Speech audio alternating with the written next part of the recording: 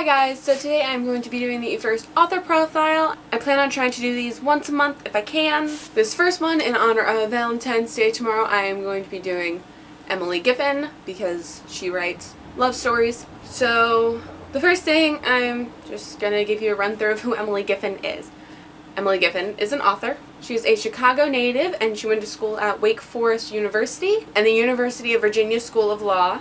She went on to practice litigation in Manhattan, and after becoming an author, she vowed to never practice law again. She now lives with her husband and 3 children in Atlanta, Georgia. So that's the basic information about her. It's on her website, it's on every single one of her books. Very straightforward. So all of these books fall in the category of chick lit, is what I classify them as. And now I'm going to tell you about them. So the first is overall things. Emily Giffin has a writing style that's very easy to get into. Like, it's very easy to just keep reading. And that's not to say that it's simplistic writing either, because a lot of simple writing is very easy to read and very easy to just keep reading. It's just nicely written and addictive almost, and it just has this really nice flow to it. Like, it just flows so well that you just don't want to stop reading. I really enjoy her characters all the time. They're very easy to understand, they're very easy to get along with for the most part. They're all very real. None of her characters are perfect. They all have their flaws, and you see their flaws all over the place. I really, really enjoy that. Now I'm just gonna tell you about the books. The first one that I read was Love the One You're With.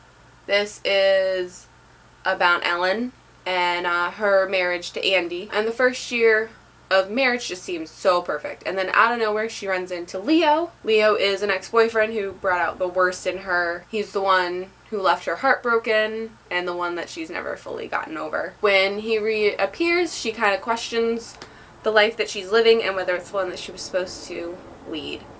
So we follow her as she battles with, you know, trying to figure out if she's happy where she is and, you know, love the one that she's with. I really enjoyed this one when I read it. I might try to read it again because it's been a while. It's been 2 years or so since I read it, and it was cute. This started my Emily Giffin phase. The next one I read was Baby Proof. This one is about Claudia. She doesn't want children, and her husband does. And that just kind of comes out of nowhere. He hadn't wanted children for a while, and then he decides he does. A bunch of issues ensue from there. I don't really want to tell you what they are, because I don't know if they qualify as spoilers. Just know that this one has some drama, but it also has a very happy ending. All of her books have happy endings. This one I thought was cute, it was interesting, it was different because it wasn't, you know, the way things typically go, I guess. I enjoyed it. After that, I went on to read Something Borrowed and Something Blue. Something Borrowed is told from Rachel's perspective. Rachel is Darcy's best friend and maid of honor, who has always just been a really good friend to Darcy because Darcy's one of those shining people that, you know, just need somebody to kind of stand back and love her. And then on Rachel's birthday, she confesses her feelings to Darcy's fiance, which just kind of goes crazy, drama, but it ends nicely. And then in Something Blue, we follow Darcy as she is dealing with the fact that her best friend and maid of honor is in love with her fiance. This one also still has a happy ending, so can't really tell you much more about this one because it might spoil this one, because these are the only 2 so far that go together, and these are the first 2 books that Emily Giffin wrote. After that, in preparation for this project, I decided to read the rest of these books in order. So I started with Heart of the Matter. Heart of the Matter is about Tessa, who's a stay-at-home mother of 2 children, and her husband is a pediatric plastic surgeon. And then Valerie is an attorney and a single mother of a 6-year-old boy. And then a tragic accident will bring the 2 families together. I got 95 pages into this book, and then I saw the plot was going in a way that I didn't really like. So I flipped back here and saw a couple things and was just like, no, I don't want to read this story because cheating and stuff like that. And I mean, I know I read it in these two, but I just really didn't want to read about it right now. So I did not finish this one, and I probably never will. I do still enjoy the way that it's written, but that's about all I can really give it, because the characters and the plot were very predictable. Even though I didn't finish it, it might get better. I'm just not willing to read through all of the cheating to get to a happy ending, because all of her books end happy. So after that, I went on to Where We Belong. This is my favorite book by Emily Giffin thus far. This one is about Marion Caldwell. She is a television producer living in New York City, and she has a secret, deep dark secret, that she has told no one. Her mother is the only person who knows. Then we have Kirby Rose, who is an 18-year-old from St. Louis, who shows up on Marion's doorstep, and kind of the whole secret just kind of spills out from there. And this entire story is about Kirby learning who she is and Marion coming to terms with her secret. I really enjoy this one. It's not a love story. There are some cute little love things thrown in there, but most of it is just the two of them finding themselves and each other and, you know, coming to terms with stuff. And I really liked that. I really enjoyed Kirby. Kirby is my favorite character. I really enjoyed her. We do see some growth in her, and I'm gonna stop talking about this now. I have a video review and a written review on my blog, so you can go check that out if you want to know more of my thoughts on this, both spoiler and non-spoiler. The blog is spoiler, my Goodreads is non-spoiler, and the video has a spoiler-free section and then a spoiler section. After that, I read The One and Only. In this one, we follow Shay. She works at the college that she went to in the town that she grew up in. And then when tragedy strikes the tight-knit Walker community, her world is just upended and all of these things start happening, and she kind of has to just deal with it. This was fun. I got 317 pages into this, and then I had to put it down because there were hints throughout this that the thing was going to happen, and then the thing happened, and I didn't like the thing, and it made me very uncomfortable. It just made me very uncomfortable. It was well written, and if it wasn't for that, I really would have loved this story, because I really enjoyed Shay as a character. I just didn't agree with that.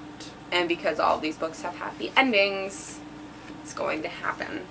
So, not gonna finish this one either. Even though this one's my favorite color. I love this color. It's the first one where we get a bright color, whereas all of these are like paler. And then the last book I read is the last book that she has published, and it is First Comes Love. I actually just finished this Saturday.